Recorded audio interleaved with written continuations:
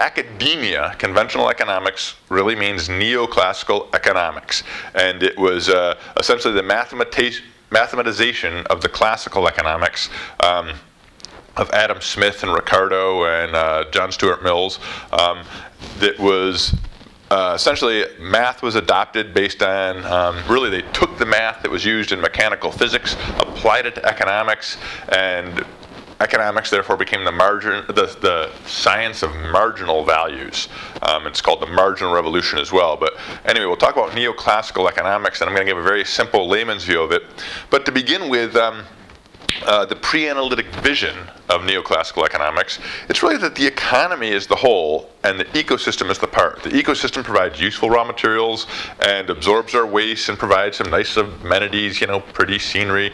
But the economic system is the whole, and the economic system therefore can grow indefinitely. There are no limits to growth in the economic system, not even to physical growth. They also assume it's a fairly simple system. Neoclassical economics uses really simple math to model the system, and they use math to optimize, meaning there is essentially one right answer to every question, which means there is one goal. And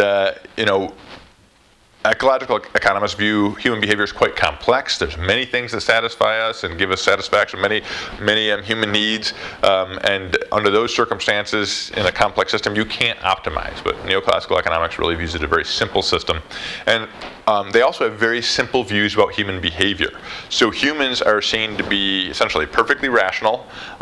They're always motivated by their own self-interest, and they're insatiable. And that's basic tenets of the conventional model. So given that pre-analytic vision, how do they answer these questions? What are the desirable ends? The desirable ends is essentially saying that because humans are insatiable, the desirable end is ever-increasing economic growth. We always just want more. What are the resources that are disposable to achieve that goal? Well, economists recognize we use these raw materials provided by nature, but they don't look at them as finite. They argue that when a resource becomes scarce, the price goes up, and we develop a substitute. So no particular resource is scarce. Relative scarcity is the only thing that matters. There's no such thing as absolute scarcity. There are essentially no resource limits to growth. We will always develop a new substitute. The dominant worldview today still is kind of hanging on to this idea of an empty world. Still is sort of hanging on to this idea that we don't really need to pay attention to our means. We don't even really need to have a discussion about our ends. What we really need to focus on is how to allocate things efficiently.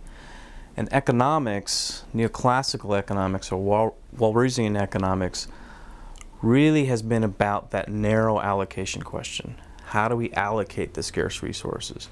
And in particular about designing a system and designing a set of assumptions that lead to the conclusion that market allocation is and always is everywhere the best way, the best form of allocating the resources. Again, in contrast, ecological economics says, got to come to terms with scarcity.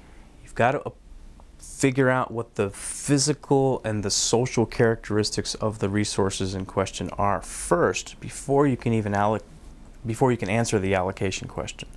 And we always have to kind of keep the eye on the prize. We have to keep our eye on what are those desirable ends. I think in economics, the idea of the economy, the idea of a growing, bloating economy, the idea of economic growth in general has become the end in and of itself rather than a means to an end. So ecological economics, again, revisits that question and says, what truly are our desirable ends, and how can growth, or probably more aptly, how can development, quality of the economic system be put to use, be made into our servant rather than our master to achieve what those desirable ends might be. Another problem is there's this assumption that markets are always the best. Markets are the best way to allocate everything. So we produce information using markets. Information is not really a scarce resource. If I use it and let somebody else use it, it's probably going to get better. It's not going to wear out. It improves through use. And the other thing is that if somebody else uses it, it doesn't leave any less for anybody else. So we don't need to compete for the use of information. But we do have patents on information that means people can't use that. And a classic example of this is, most people are unaware of this because we have the Montreal Protocol, I forget what year that was, 1990s sometime, that established rules about the use of ozone depleting compounds. And under the Montreal Protocol, India and China were allowed to use HCFCs, which are only 5% as bad as CFCs in terms of ozone depletion, but they were allowed to keep increasing their use until 2016 and then at a stabilized use till 2044, I believe, something like that. But with their economies booming so fast, they are increasing the rate of use of HCFCs by 35% a year, which meant that 2006 had the worst ozone depletion in human history. And why is that? Well, we have non-ozone depleting compounds, but those are patented. And China and India can't afford to pay for the patents on those compounds, so they use these ozone depleting compounds that essentially could wipe out life on Earth if we don't stop depleting the ozone layer. But the markets, the conventional view is that markets are always best in every circumstance, and they have this ideological conviction that makes them unable to question the usefulness of markets in a circumstance like I've just described. We always hear that we can't do this or that because it might hurt for the environment, because it might hurt the economy. But I think that's a totally fallacious way of framing the issues these days. Once we've entered into this full world context, then a majority of the things that contribute to human well-being are really coming from the natural environment in the form of ecosystem services and natural capital that provides them, as well as from social capital, all the interactions between people, individuals, and their friends, their family, their institutions. All of those things which are outside the market economy, but contribute substantially to human well-being, then need to be brought into the picture. So the dominant worldview doesn't conceive of the world, doesn't frame the world in that way. It frames it as a more independent economy from the environment, from the social world. And that's what we need to reintegrate, if you will. We need to bring those pieces back together to really understand what contributes to human well-being and how that contribution can be sustained, improved and sustained over longer time periods.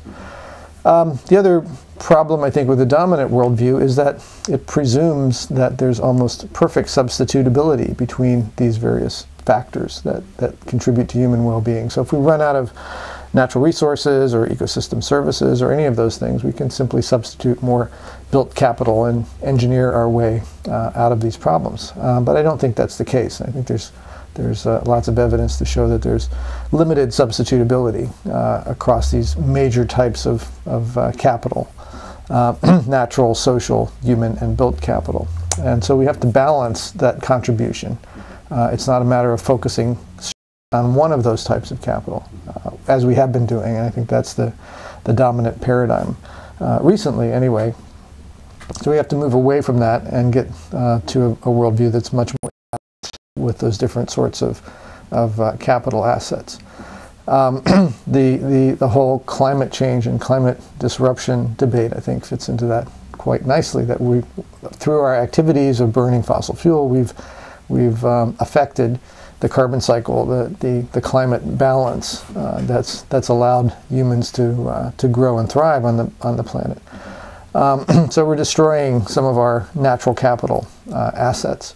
And unless and until we take that into account and make that as important an economic asset as the built capital assets, then our chances for a sustainable and desirable future are diminished. And more people are also recognizing that we have these incredibly serious environmental problems that the economic system seems to exacerbate rather than solve. And people are questioning whether or not a system that was effective when we had 2 billion people and vast amounts of oceanic fisheries and forests and abundant ecosystems, whether the same system that worked then can still work now. So there's questions about it from the environmental side.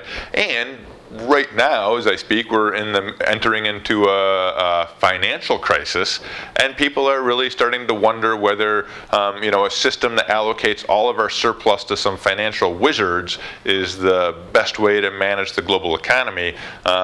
Especially when these firms, invent all sorts of new market mechanisms that nobody truly understands, and they inevitably, they see this huge 20% growth per year, and they think that's a wonderful sign.